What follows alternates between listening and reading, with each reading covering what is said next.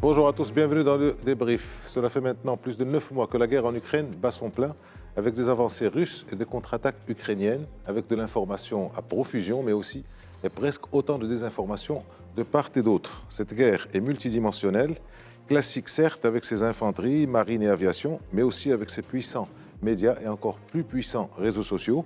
En plus, aussi des très discrets positionnements géopolitiques des uns et des autres et des sombres dessins des hyperpuissances. Mais en réalité, où en sommes-nous ? On dit que la Russie recule sur tous les fronts, mais est-ce vrai? Car on sait l'Ukraine acculée avec le grand froid qui s'installe. On dit aussi que la Russie est à court d'armement en général, d'armement de précision en particulier. Est-ce vrai? Encore une fois. De même que l'on peut se poser la question de l'authenticité ou de l'efficacité de l'intrusion à grande échelle de ces nouveaux marchands d'armes que sont la Turquie et l'Iran et d'autres. Et en parlant d'Iran, et en particulier de ces drones, on peut aussi se rapprocher de notre zone, et plus précisément dans les confins algériens, où il semblerait que l'Iran arme les milices du Polisario, basées en terre algérienne. Qu'en est-il de ces drones? Quelle serait leur efficacité, leur coût?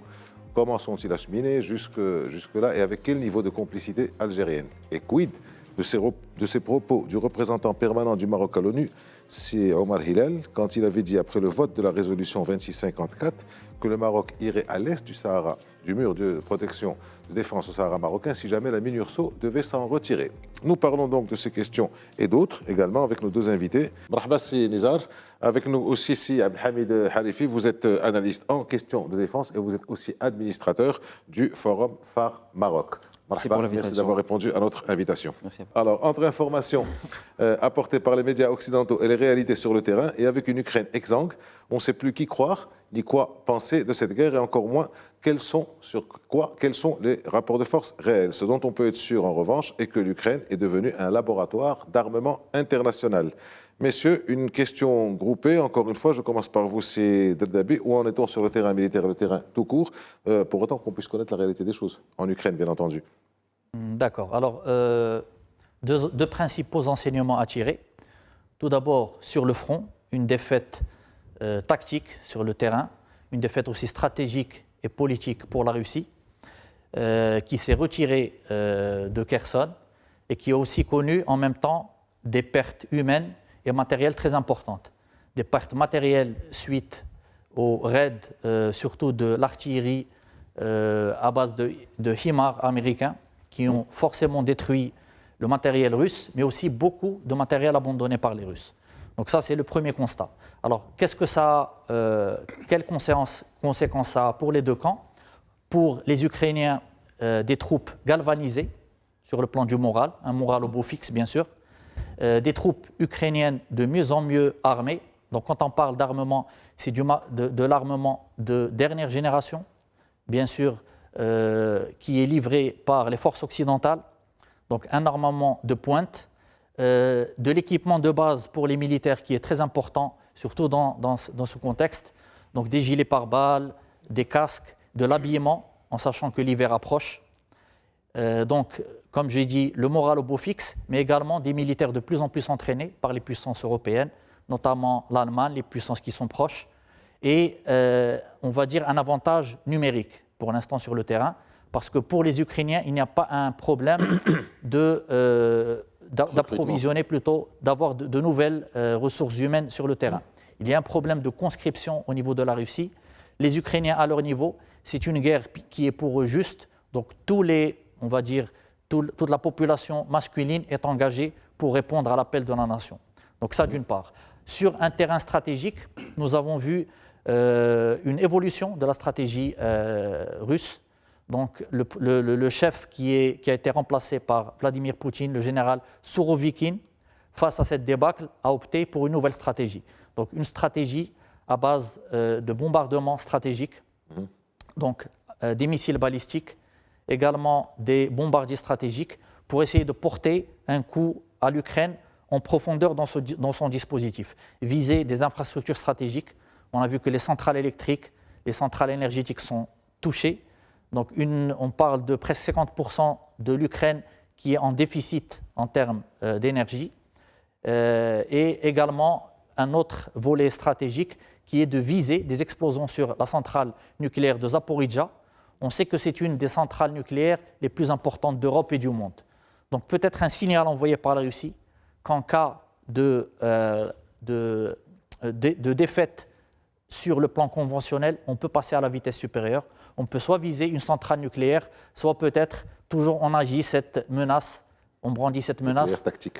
du nucléaire tactique, exactement. Très bien, merci. C'est Derdabi, c'est Abdelhamid Harifi. Alors, à votre tour, où en est-on sur le terrain? Je ne partage pas tout à fait l'analyse de M. Nézar. Effectivement, la situation sur le terrain il est un peu mitigée. On a des positions presque fixes des deux côtés. La Russie continue quand même à maintenir ses positions à l'est de l'Ukraine. Il y a eu d'énormes erreurs tactiques et stratégiques au début de la guerre, des forces faibles engagées sur le terrain. La Russie n'a pas saturé assez la force de nuisance ukrainienne, qui semble, après du recul, avoir été préparée pour l'invasion russe. Je pense aussi que le retrait de Kherson peut être analysé comme un retrait tactique pour préparer une meilleure offensive après l'hiver. Les Russes ne pouvaient plus maintenir leur position dans cette région à cause du fleuve Dnieper, etc. Et donc, fallait reculer derrière la fleuve pour maintenir les positions et mieux les organiser après la mobilisation effectuée tardivement, peut-être par les Russes, des 300 000 militaires. Il y a quand même une offensive russe qui nous rappelle des images de la Première Guerre mondiale à Bakhmut, avec des tranchées, avec des moyens archaïques. Je pense aussi que les Russes s'attendent à un hiver dur pour les Ukrainiens. Ils estiment que l'hiver sera en leur faveur en cette période. Les Ukrainiens aussi pensent que l'hiver va être de leur côté parce que ils sont maîtres sur le terrain. Mais je pense que les choses vont changer et ça va permettre aussi pour les Russes, une meilleure préparation pour le printemps. Je pense les informations disponibles sur les médias généralement nous induisent souvent en erreur. Cette guerre a montré que celui qui contrôle les médias contrôle aussi la situation.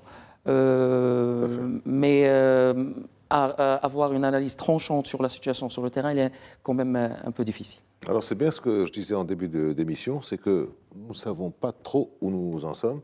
Vous êtes deux experts en question de défense et pourtant vous avez des avis qui sont antagoniques. Donc franchement, on n'en sait pas grand-chose. Mais cela étant, si Harifi, si vous me permettez, le retrait de Kherson, le retrait tactique de Kherson, je ne suis pas expert militaire moi-même, mais Vladimir Poutine avait dit que toute attaque sur des zones annexées serait une attaque contre la Russie. Et pourtant, il y a un retrait. Donc on ne se retire pas d'un territoire qui vous appartient. Vous voyez, donc il y a beaucoup de choses à dire.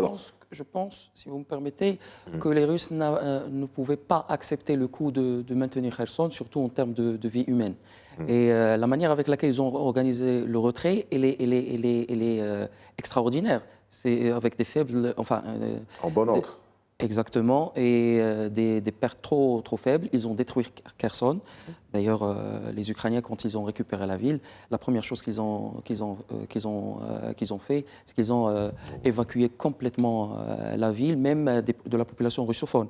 Et c'est dire que c'est devenu un territoire non praticable. Et donc, maintenant, ce qui se fait, c'est maintenir les positions russes derrière Dnieper, maintenir la Crimée, qui semble être la prochaine cible des troupes ukrainiennes, si bien sûr ils sont assez approvisionnés en termes d'armes et de munitions. Parce que malgré ce qu'on dit sur la presse, je pense que l'approvisionnement en termes d'armement et de munitions pour les Ukrainiens reste très faible, avec un faible engagement européen. On voit avec 10 pièces d'artillerie ou quelques centaines de manpads, etc. Je ne pense pas qu'on peut gagner la guerre avec ça. Alors, je fais une remarque à Harifi, c'est Derdabi, je vous en fais aussi une autre sur votre raisonnement. ce qui est en train de se passer, la stratégie russe, ça a toujours été un peu pareil, tout en n'étant pas un expert dans ces questions-là, c'est frapper en profondeur et terroriser, effrayer une population. Là, le grand froid s'installe, on voit au niveau de Kiev, les premières neiges arrivent, c'est pas ça. Alors, comment peut se comporter une armée quand son l'arrière-pays est en situation de pas véritablement mobilisation? Est-ce qu'on peut véritablement dire que les Russes sont dans une situation difficile? Alors, il y a plusieurs façons de concevoir une guerre. Il y a le niveau tactique, le niveau stratégique, c'est-à-dire le front, comment on gère le front, et il y a la gestion de l'économie de guerre. Alors maintenant, la guerre a commencé depuis une dizaine de mois, 9 à 10 mois. À peu près 9 mois, oui. Exactement. Donc, il y a en fait deux côtés, enfin deux pans qu'il faut gérer simultanément. Le côté militaire, donc qui concerne les forces armées, l'état-major, le commandement militaire, et le côté économique. Donc, quand on parle d'une économie de guerre, il faut assurer la continuité des chaînes d'approvisionnement en termes de carburant, de matériel et surtout de munitions et de pièces de rechange. Et c'est un des axes majeurs.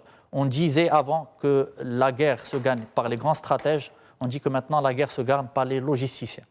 Quand on a la logistique qui répond à nos besoins stratégiques, on arrive à maintenir, ou plutôt à arriver à essayer de gagner du terrain et aussi d'atteindre nos objectifs. Alors, oui, allez-y. Donc, de ce niveau, la Russie, on peut dire, elle est livrée à elle-même. C'est une grande puissance. Elle a ce qu'il faut en termes de matériel militaire, etc. Elle est considérée, avant la guerre, comme la deuxième puissance militaire au monde, après les États-Unis. Donc, tout ce qui est matériel, militaire, armement et munitions, elle a une certaine autonomie. La même chose, c'est une puissance énergétique. Mais ce qu'il est difficile de voir maintenant et de maintenir, c'est tout le côté technologique. On sait que toutes les armes maintenant, les armes de dernière génération, s'appuient sur des composantes électroniques. Donc c'est le problème. Alors justement, c'est ce que je voulais vous poser comme question, cet armement de pointe avec les missiles. Vous dites que c'était, je ne sais pas si c'est toujours la deuxième puissance militaire mondiale, mais bon, ça fait 9 mois que ça tire, ça pleut des missiles, ça pleut des roquettes. Avec des cadences très élevées. Des cadences très élevées. Au bout d'un moment, un pays en guerre commence un peu à tirer la langue, si vous me permettez cette expression. Alors, où en est-on de cet armement russe de pointe? Et on parle du problème des semi-conducteurs, par exemple, sur tout ce qui est au niveau précision. Est-ce que l'armée russe est véritablement encore au top de ce qu'elle a pu être avant la guerre? Alors, le problème maintenant pour l'armée russe, c'est un problème technologique, comme je l'ai évoqué tout à l'heure. Le problème, c'est que toutes les armes de dernière technologie, pour avoir des tirs de précision, s'appuient sur les semi-conducteurs. Alors actuellement, les sanctions économiques commencent à avoir un certain effet en termes de... Alors, au niveau financier, la Russie a encore les moyens pour maintenir la guerre sur plusieurs années. Parce qu'ils ont fait l'effort, avant la guerre, d'avoir, pas un trésor de guerre, donc ça s'est fait bien avant la guerre, mais ils ont les réserves financières pour maintenir... 600 milliards, un truc comme ça. Exactement. Donc on comprend déjà que Poutine était dans une projection de pouvoir assurer, même si on ne parle pas de guerre, au moins sa défense sur plusieurs années. Alors, sur le plan technologique, les sanctions économiques ont pour effet qu'il y ait un embargo de pièces. Alors ça touche précisément tous les semi-conducteurs. La Russie, dans son industrie de guerre, ne produit aucun semi-conducteur. Toutes les composantes électroniques sont achetées de Chine, des autres marchés. Et maintenant, avec les sanctions économiques, ils n'ont plus accès à ces semi-conducteurs. On a vu dernièrement dans les médias, quelques médias parlent que les Russes essayent d'avoir des composants électroménagers en grande quantité pour prélever les semi-conducteurs et les utiliser dans leur industrie de guerre. Alors ça, c'est déjà un problème. D'un autre côté, on a aussi le problème du maintien de la chaîne de production. On sait que les chaînes de production actuellement de l'industrie militaire russe n'arrivent pas à suivre le rythme des destructions sur le champ militaire. Il y a une certaine autonomie. Peu de pays approvisionnent les Russes. Les Chinois, même s'ils apportent un soutien, on va dire, politique à la guerre avec les Russes, n'ont pas les moyens d'approvisionner les Russes parce que ça va engendrer des sanctions économiques. Et on sait que la Chine, actuellement, déjà est en train de vivre une période de crise économique. Alors, les seuls qui contribuent à cet approvisionnement, à fournir du matériel, ce sont les Iraniens avec les drones. On en parlera tout à l'heure, oui. Donc, il y a un problème, alors que de l'autre côté, les Ukrainiens ont un appui du camp occidental. Quasi illimité. Exactement. Illimité. Alors, illimité, je ne pense pas. Les Américains ont déclaré dernièrement que les Américains n'auront plus les moyens de suivre la même cadence. Il y a cette volonté, mais il y a que les grandes puissances ne veulent pas toucher leur stock stratégique. Donc, à un certain moment, on va avoir des réticences de la part du camp occidental. Aussi pas trop acculer les Russes à une défaite s'ils continuent sur ce terrain-là. Alors justement, à propos de cette coopération militaire, c'est Harifi, c'est Dardabi parlait de la coopération un peu limitée qu'il y aurait avec la Chine. C'est bien d'avoir un trésor de guerre de plusieurs centaines de milliards, mais encore faut-il pouvoir dépenser, pouvoir acheter des choses. Est-ce que vous êtes d'accord avec cette analyse que les Chinois n'y vont pas vraiment à fond avec les Russes en coopération militaire? Effectivement, la Chine ne veut pas s'engager autant que co-belligérant dans cette guerre. Et je pense aussi que la Chine est dérangée de cette guerre parce que le coût économique il est assez élevé et profite à son adversaire américain. Alors que en cette période post-Covid, les Chinois misaient surtout sur un fort rebondissement de leur économie. Et ce qui n'est pas le cas aujourd'hui. On voit un dollar fort, on voit une économie américaine qui se renforce, alors que les règles de zéro Covid, etc. en Chine peinent à pousser cette économie chinoise à décoller. Je pense qu'il y avait une possibilité pour les Russes de sous-traiter une partie de la production de leurs munitions en Chine. Ça n'a pas été fait. Les Chinois, ils aident peut-être économiquement de manière très discrète les Russes. Politiquement, il y a un soutien, mais ils prennent quand même leur distance. Et comme a dit Cézanne, il y a un fort soutien iranien, corps et âme, pas que sur les drones. On a vu des gilets pare-balles iraniens portés par les soldats russes. Il y a aussi, il y avait des... Ça fait vraiment la différence, les fournitures d'armes iraniennes? Est-ce que ça fait la différence pour les Russes? Il y a un effet psychologique, qu'il y a un pays qui nous soutient. Mais sur le terrain, je pense que même l'apport des drones n'était pas assez conséquent tactiquement, stratégiquement pour les Russes. Par contre, il y avait des rapports américains qui confirment qu'il y a des livraisons de munitions de la part des Nord-Coréens pour les Russes. Je pense qu'en cette guerre, on parle de 20 000 à 60 000 obus par jour des deux côtés. Il y a quand même un effort à faire de la part des Russes pour s'approvisionner aussi, parce que,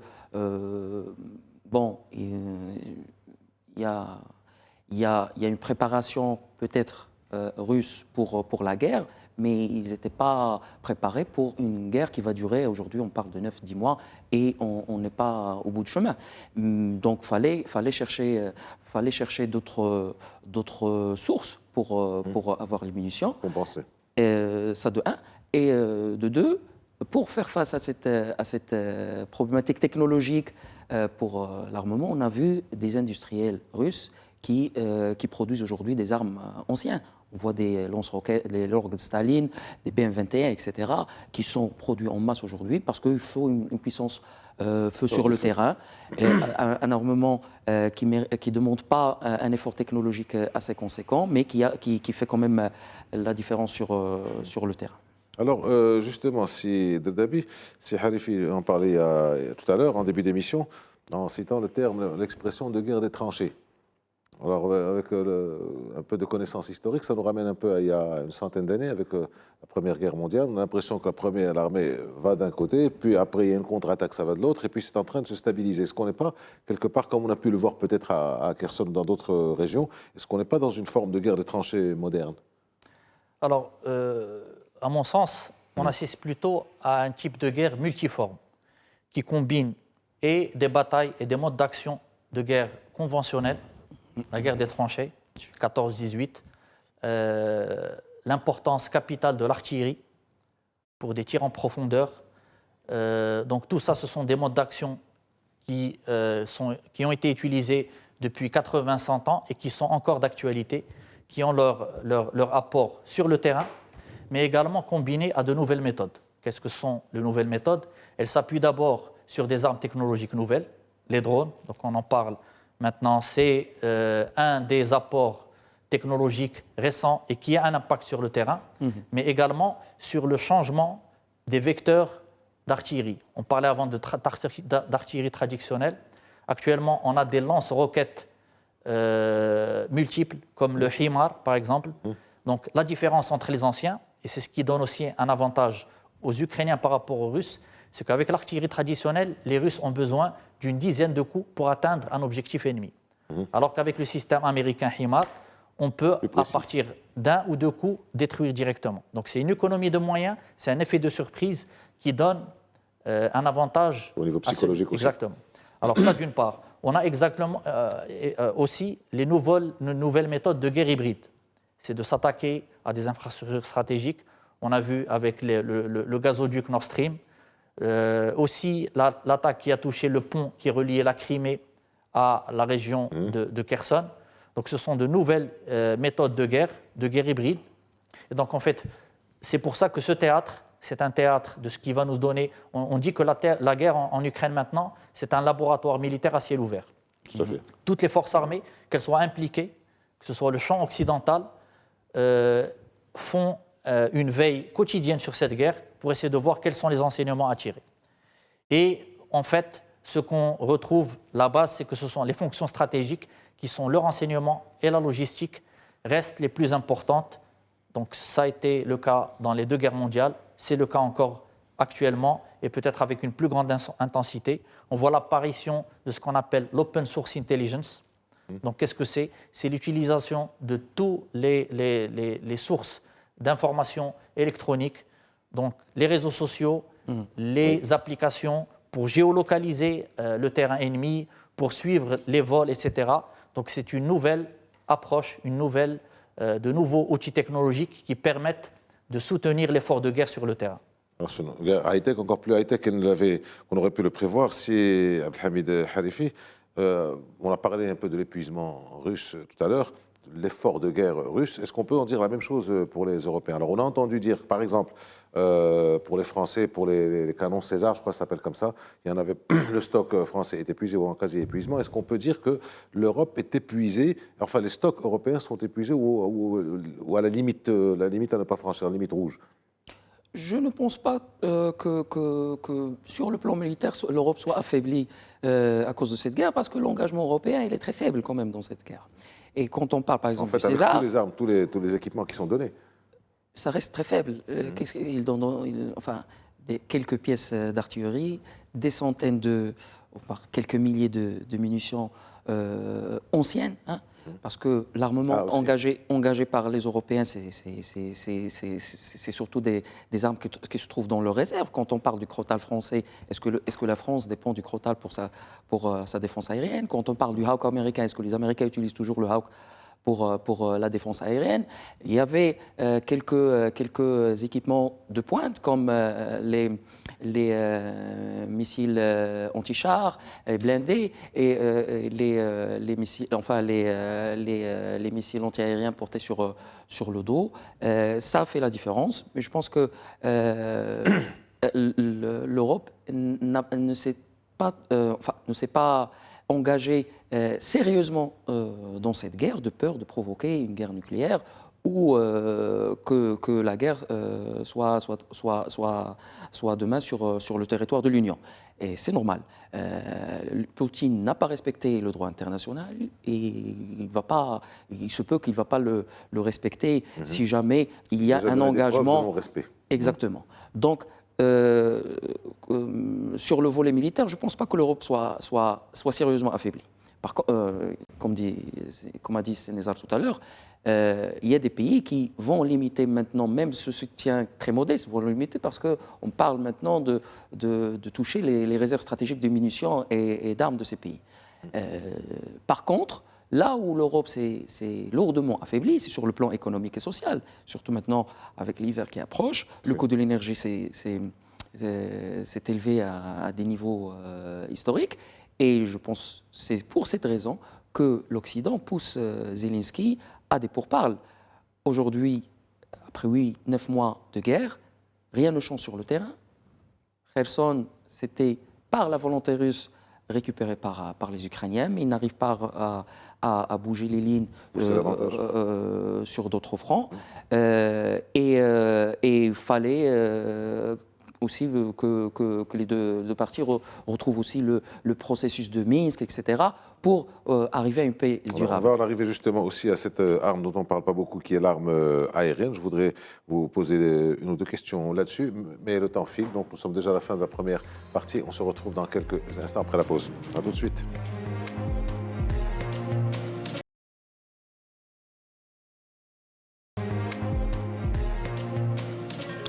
Bonjour, on démarre sur la deuxième partie du débrief consacré à la guerre en Ukraine, à la réalité sur le terrain en Ukraine. On continue le débat avec deux experts en stratégie et en analyse militaire, si Nizar Dardabi et si Abdelhamid Harifi. Si Abdelhamid, juste avant la pause, nous étions en train de parler un peu de défense aérienne et tout. Je vous repose la question. Donc l'aviation, on n'en parle pas beaucoup.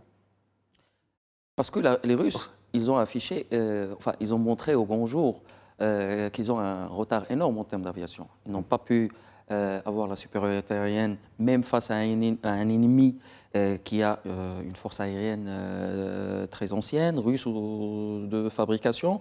Il y a un retard technologique que les Russes ne se sont pas trop investis pour le rattraper face à ce qui se fait à l'Occident.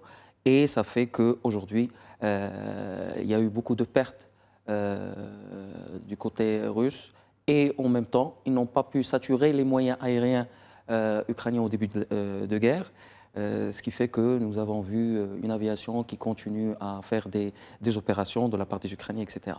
Et je pense que l'absence de radars de nouvelles technologies, d'armement de précision au niveau aérien a fait que les Russes n'ont pas pu réaliser des meilleurs résultats du but de guerre et avoir une meilleure couverture aérienne pour leurs troupes sur terre. Et malheureusement, ce qui se fait même au niveau de drones, des drones plutôt côté russe, reste quand même très modeste. Et ils ont dû faire appel au soutien aérien dans ce sens. Au soutien aérien iranien. Ah, iranien, justement, iranien, on y arrive avec le Shahid. Je voudrais juste poser la même question aussi, Nizar Dardabi, sur l'aviation, alors les MiG, les Sukhoi, etc. Ça a marché au début, et puis après, on a vu des épaves au sol, et après, il n'y a plus rien. Vous partagez l'analyse de ces Harifi? Alors, en fait, dans la guerre moderne, pour avoir un atout majeur sur le champ militaire, c'est avoir la supériorité aérienne ou bien la suprématie aérienne. Les Russes, ils ont essayé d'avoir la supériorité aérienne tout de suite en attaquant toutes les défenses antiaériennes ukrainiennes. Mais ce qui s'est passé rapidement, c'est que la supériorité aérienne a été, on va dire, contrecarrée par les livraisons d'armes antiaériennes. Ça a été les missiles Manpads qui ont complètement déstabilisé changer le rapport de force. Exactement. Alors, pour avoir une supériorité aérienne, il faut neutraliser ou bien détruire toutes les batteries et également détruire la capacité de détecter nos propres avions. Donc, ce sont les radars. Et comme le territoire ukrainien est assez vaste, donc les Russes ont réussi, on va dire, de façon mitigée à avoir une certaine supériorité au début du conflit, mais juste après, l'apport des armes et la livraison de radars, mais effectivement, ce qui a aussi aidé, c'est le soutien en renseignement des Américains. Les Américains, grâce à leurs satellites, grâce à leurs AWACS, alors les Américains ont fait très bien attention de ne pas pénétrer le ciel ukrainien. Mais ils étaient dans le pourtour et leurs AWACS ont permis d'apporter un soutien en renseignement, de localiser tout ce qui est matériel russe, que ce soit matériel de l'aviation ou bien de l'armée de terre. Donc on reste sur une aviation russe qui existe, mais qui est protégée et prémunie, donc elle reste au sol. Exactement. Et d'ailleurs, dans la bataille de Kherson, actuellement, les avions russes rechignent à rentrer dans le ciel ukrainien parce qu'ils savent que les Ukrainiens ont les capacités de traiter la menace aérienne. Très bien. Alors, sur ce point, j'ajoute juste un autre point par rapport à ce que dit Nizar, c'est que l'erreur russe et restera l'erreur fatale dans cette guerre, c'est qu'au début, ils n'ont pas saturé assez les moyens de défense ukrainiens.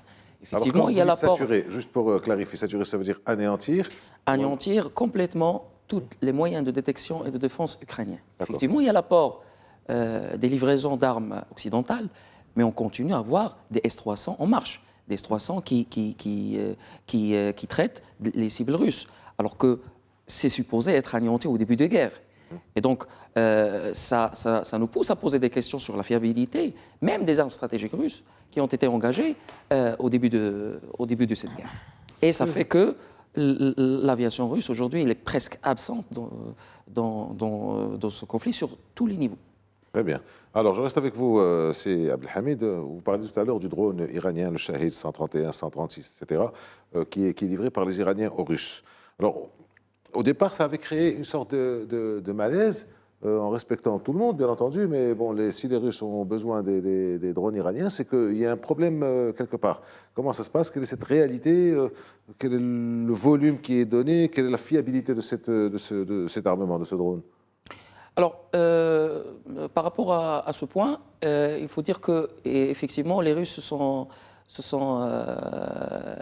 réveillés un jour et ils ont découvert qu'ils ont attrapé beaucoup de retard en termes de cette technologie. Ils ont développé des drones locales pour les missions ISR, des missions de renseignement, de détection de cibles, etc. Et il y avait un faible engagement en termes de recherche et développement technologique pour développer des drones d'attaque ou des drones kamikazes, le cas échéant, made in Russia. Et ça fait que, vu qu'il y a une guerre qui bat de l'aile à leurs frontières, il fallait faire appel à un soutien étranger. Et ils ont développé une version locale du Shahid iranien. Reste que l'apport sur le terrain, il est très faible. On a vu un effet psychologique surtout sur les civils, mais on n'a pas vu des cibles stratégiques touchées par ces drones. Par contre, quand ils ont commencé à engager leur lancée de production russe, même avec son faible rayon d'action, il a réalisé énormément d'objectifs sur le terrain. On a vu des armements américains et français touchés par ce drone kamikaze. On a vu des systèmes de défense aérienne touchés par ce drone kamikaze. Et ça a même participé à élever un peu le moral des troupes russes sur le terrain. Très bien. Alors, de l'autre côté, il y a le drone turc, le fameux Bayraktar TB1, TB2, enfin vous connaissez tout ça. Est-ce qu'il est de meilleure capacité, de meilleure fiabilité? Est-ce qu'il est kamikaze aussi? Est-ce qu'il n'est pas kamikaze? Comment ça se passe à ce niveau qui commence à se faire connaître depuis la guerre dans le Haut-Karabakh, qui commence à se faire connaître ce drone? Exactement. Je dirais tout simplement, c'est que le drone Bayraktar TB2 turc, c'est un des drones actuellement les plus demandés et les plus convoités par toutes les armées au monde. Pourquoi? Pour la simple raison que c'est un drone qui a fait ses preuves sur le terrain militaire. Alors quand on veut développer du matériel neuf, il faut bien sûr avoir les meilleures capacités, mais il faut que ce matériel soit ce qu'on appelle en termes américains « war proven ». Ça veut dire qu'il a fait ses preuves sur le terrain militaire. C'est terrible, mais c'est comme ça. Exactement. Parce qu'il y a des gens en bas qui le reçoivent. Exactement. C'est l'argument de vente pour les industriels. Alors, ce drone a fait ses preuves, d'abord sur le terrain militaire, sur le Haut-Karabakh.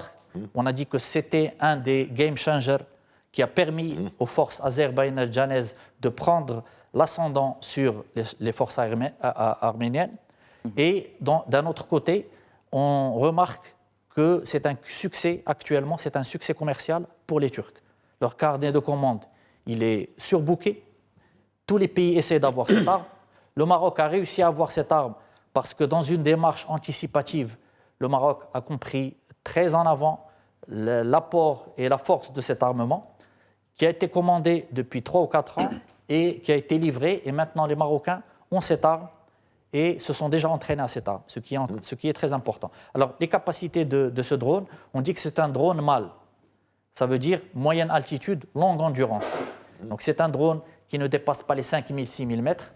C'est assez élevé, mais ça permet d'être tiré par les défenses antiaériennes.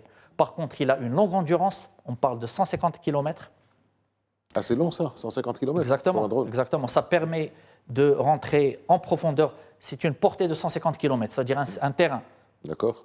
Pourquoi? Parce que ça va lui permettre l'aller et le retour. Ce n'est pas un drone kamikaze, donc il faut que le drone revienne à la base. C'est un drone qui est assez cher par rapport au drone Shahed. On dit qu'il coûte pièce autour de 20 000 $, alors que le drone Bayraktar coûte entre 3 et 4 millions. Ah, quand même, donc 150 fois plus. Exactement. D'accord. Exactement. Pourquoi? Parce que le drone kamikaze a pour objectif d'atteindre la cible et de s'écraser et de s'autodétruire. Donc il faut beaucoup plus de matériel technologique pour ces drones qui vont attaquer, qui font des missions ISR, comme a dit Sil Harifi. Ce sont des missions intelligence, surveillance, reconnaissance. Ça veut dire qu'on va se porter sur le terrain ennemi, prendre des photos, prendre des vues, localiser les cibles, prendre leur position, et ça permet d'avoir une vue globale sur le champ de terrain, plutôt le champ militaire ennemi. D'accord. Alors, en comparaison, les Marocains ont commandé des Bayraktar. On a également commandé des drones américains, qui sont, on va dire, Alors, on va arriver justement vous faites la transition vers le deuxième thème qui est celui de notre zone au Maghreb. Alors, voici quelques semaines, un diplomate iranien avait dit à la télé il avait menacé le Maroc. On se rappelle de ça. Et fin octobre, c'est Omar Hillel, le représentant permanent du Maroc à l'ONU, avait aussi dit, en marge de l'explication du commentaire de la résolution 2654, que si, se fondant sur la résolution 2654, si la mission de la MINURSO devait être amenée à être pas viable ou peu viable et qui devait se retirer, le Maroc irait sur cette zone est du mur de défense. Alors tout ça à une période où Maroc et Algérie, vous en parliez à l'instant, Maroc et Algérie sont en train de s'équiper, enfin de Polisario, avec des drones. Polisario dit qu'il a des drones. Alors question groupée, je commence par vous parce que c'est vous qui avez fait la transition. Est-ce qu'on peut considérer ces drones ici, dans cette région, comme un game changer dans la situation? Alors, c'est un game changer actuellement, les drones, ici et dans tous les théâtres d'opération à travers le monde. Pourquoi? Le drone a apporté une rupture technologique, d'abord. Donc, ça permet d'avoir un aéronef qui se déplace sans pilote. Donc, qu'est-ce que ça nous permet par rapport aux avions de chasse? Déjà, ça coûte beaucoup moins cher. Donc, au lieu d'avoir un avion de chasse, on peut se doter d'une dizaine. Un avion de chasse, c'est à peu près dans les 100 millions, on dit, un peu plus, un peu moins? Ça dépend, mais on va dire les meilleurs avions de chasse actuellement, le F-35 américain, le F-16, c'est un peu moins, c'est dans les 100 millions environ. Sans matériel, sans équipement, sans armes. Ah, d'accord. Oui. Alors, donc, ça nous permet déjà d'avoir une flotte importante. Beaucoup de pays africains, c'est pour ça qu'on voit un intérêt des pays africains qui n'ont pas une flotte d'avions importante. En achetant plusieurs drones, on arrive à avoir cette capacité d'attaque aérienne et de géolocalisation, de renseignement qu'on n'avait pas avant. Et entre autres, pour contrer la menace terroriste qui existe par exemple dans les pays du Sahel. Alors, pour revenir à l'atout que ça a dans notre terrain militaire, dans les provinces du Sud, ça permet aux forces armées royales, comme le terrain est très étendu et très désertique, de maîtriser tout le terrain, d'avoir une capacité d'attaque contre les tentatives de harcèlement du Polisario. Donc, ce sont des tentatives très ponctuelles, mais qui sont traitées facilement avec le système de drone. Ça permet aussi de contrer des attaques de nuit. On sait que les drones sont dotés de caméras infrarouges.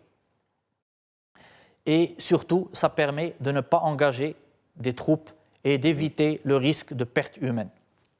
C'est Harifi, game changer, le drone, ici?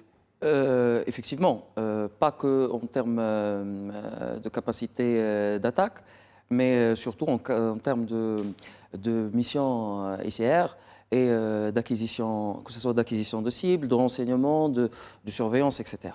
Le Maroc, il était pionnier dans cette région à utiliser le drone, même à la fin des années 80, alors que l'opération sécuritaire au Sahara, il était à son apogée. On a utilisé des drones pour détecter des cibles pour notre artillerie et pour s'assurer du bien traitement de ces cibles. Ça permet d'ailleurs de réduire significativement le temps de réaction Alors une artillerie, si vous voulez détecter une cible, vous devez envoyer des forces spéciales sur le terrain. Il y a un risque de perte humaine, il y a un risque que la cible ne soit pas très bien détectée. Là, vous envoyez un drone parfois qui coûte rien du tout. Il vous donne la localisation exacte et l'artillerie traite la cible. Par exemple, en temps normal, enfin, sans l'apport des drones, le traitement d'une cible par l'artillerie peut durer entre 20 à 30 minutes. Avec l'apport des drones, on parle de 3 à 4 minutes maximum.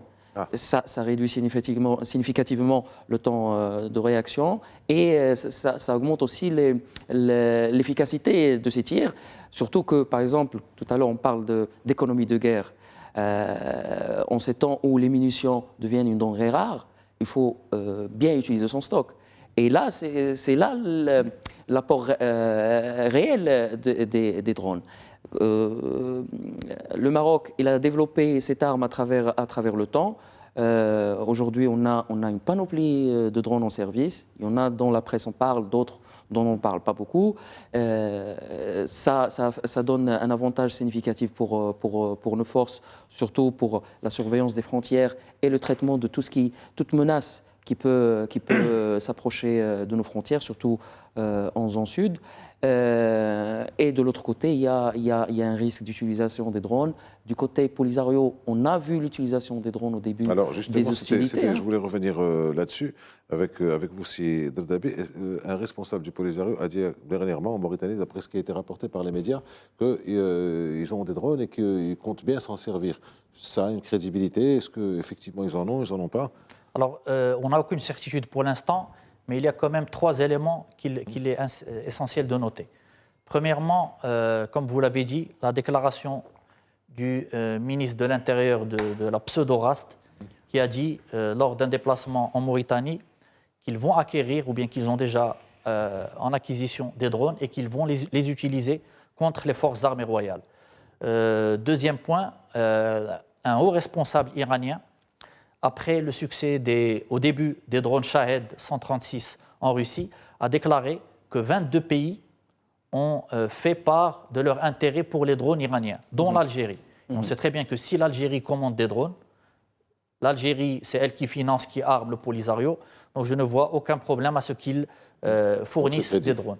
Et troisième point, c'est l'hostilité avérée de l'Iran envers le Royaume du Maroc, donc ça depuis déjà 2018. Nasser Bourreta, à l'époque, avait déclaré que l'Iran, à travers le Hezbollah, entraînait les milices du Polisario et également leur fournissait de l'armement. Et donc, à partir de cette lecture, je pense que tôt ou tard, ils vont être armés, même si beaucoup d'observateurs disent que c'est délicat pour l'Algérie d'assurer ce rôle d'intermédiaire, en sachant le contexte actuel, donc le contexte de l'Occident contre la Russie. Donc si on se met du côté de l'Iran, on risque de se mettre à dos les pays occidentaux. Mais je pense que tôt ou tard, les milices du Polisario auront les drones, comme toutes les milices à travers le monde. Le Hezbollah, les milices houthis, même les organisations criminelles actuellement, les cartels de drogue, ont recours à ces drones. Donc je ne vois pas qu'est-ce qui bloquerait les milices du Polisario à avoir accès à cet armement stratégique. Alors, si Harifi, on entend ça, c'est assez effrayant, complicité encore plus avérée des Algériens, puisqu'un drone n'arrive pas. Bon, ils sont sur le territoire algérien. Que fait le Maroc? Alors, encore une fois, selon les médias, il y a un approvisionnement, une diversification, d'abord une anticipation, vous en parliez tout à l'heure, et ensuite une diversification. Alors, il y a des origines, on parle du drone turc, chinois, israélien, peut-être américain, ou autres européens. Comment ça se passe à ce niveau-là? Je pense que face à la menace du drone, le Maroc ne s'approvisionne pas en drone, on s'approvisionne aussi en moyens anti-drone. On a vu, les médias parlent depuis quelques semaines sur l'achat de systèmes israéliens à l'INET. L'année dernière ou l'année d'avant, il y avait un achat auprès de l'Ukraine de systèmes anti-drone. Et il y a la maîtrise du terrain à travers les satellites, à travers les drones qui se trouvent sur le ciel du Sahara H24 pour surveiller tout mouvement ennemi ou hostile dans cette zone. L'apport des drones du côté Polisario n'est pas à analyser que par l'arrivée des drones iraniens kamikazes. Il y avait aussi au début des hostilités après l'opération réussie de Gergret une attaque massive par les drones du côté du Polisario, des drones commerciaux. C'est juste pour surveiller ce qui se passe derrière les positions marocaines et acquérir des positions qui peuvent être cibles d'attaques par roquette ou par artillerie du Polisario. Ça n'a pas réussi parce que le Maroc, il était dans une démarche anticipative, comme a dit mon ami Nizar tout à l'heure, et il a équipé ces zones avec des moyens anti-drones très efficaces. Et on a évité des images qui peuvent être filmées, photographiées, soit d'attaques, soit de positions détruites, et qui allaient faire de l'huile dans l'appareil de propagande ennemie. D'un autre côté, je pense que nous devons quand même être très vigilant et bien préparé. Du moment que l'Iran veut s'introduire dans cette zone, je pense que ça ne va pas s'arrêter au niveau de drones kamikazes comme Shahid et autres. Il y aura d'autres livraisons d'armes. Et je pense que du côté marocain, il faut être bien préparé et anticiper tout mouvement hostile. Par contre, je ne pense pas à un très fort engagement algérien parce que c'est risqué politiquement, diplomatiquement pour eux. Mais on verra. Alors justement, il nous reste 4 petites minutes, messieurs. J'ai encore 2 ou 3 petites questions. Alors Nizar Dardabi, un petit mot sur ces cours, sur les manœuvres dont on parle entre Algériens et Russes, les effectifs, ce que ça veut dire. Alors, l'exercice qui a cours actuellement, il a commencé, ça fait 2 semaines. C'est un exercice surnommé bouclier du désert. Alors, déjà, l'ampleur de l'exercice, il y a une centaine de soldats côté algérien, une centaine de soldats côté russe. Et à mon avis, je pense que l'intérêt pour l'Algérie, c'est une réponse par rapport à l'exercice African Lion, qui en est à sa 16e édition, je pense, cette année sur le sol marocain, qui regroupe 7500 militaires de 13 pays participants.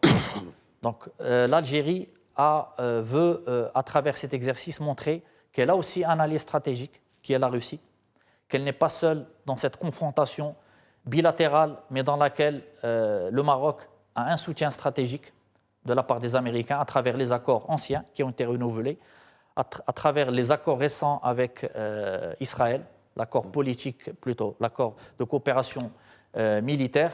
Donc, à mon sens, ce n'est pas préoccupant, mais il n'empêche que les Algériens essayent de satisfaire la Russie plus que toute autre chose. Très bien. Alors, c'est Halifi, quand on parle de ces manœuvres, effectivement, 200, ce n'est pas grand-chose, 100 de part et d'autre, mais le Maroc est un allié majeur, un non-membre, allié majeur, non-membre de l'OTAN. Les Russes, on voit un peu les Russes, comment ça se passe au niveau mondial. Comment peut réagir l'OTAN avec les Russes qui sont à côté de la frontière d'un allié majeur, même non-membre? Comment peut réagir l'OTAN? Je pense que ces manœuvres inquiètent plus l'OTAN et l'Europe plus que le Maroc. Avec une centaine de soldats de part et d'autre, je ne pense pas que... Donc 8000, comme disait Nizar Dardabi. Exactement. Et je pense que aussi l'Algérie, c'est un pays souverain. Il a le droit d'organiser des manœuvres sur son territoire avec ses propres alliés, surtout lorsqu'on voit l'objectif de ces manœuvres, c'est des manœuvres pour perfectionner la manière avec laquelle, perfectionner les aptitudes et les compétences, surtout algériennes, contre la menace terroriste. Et je pense qu'il y a un effort à faire dans ce côté. Quand on voit comment l'armée algérienne elle réagit à Ain Mnes il y a quelques années et les pertes surtout côté victimes japonais, etc. On parlait de l'attentat qui s'est passé en 2013, je pense. Exactement. Voilà. Fallait que les Algériens puissent travailler sur ce volet. Je pense que les Russes peuvent apporter quelque chose pour eux. Mais de toute façon, du côté marocain, je pense rien, c'est pas un sujet à analyser. Mais du côté Europe, ils voient mal que l'Algérie puisse apporter les Russes à leur porte sud, comme ça, pas que vis-à-vis du Maroc. D'ailleurs, si vous permettez, Très rapidement, il n'y a aucune réaction de la diplomatie marocaine. Exactement. Comme a dit, c'est Pas de réaction. Aucune réaction. Ils sont souverains, ils ont le droit de s'entraîner, de s'équiper.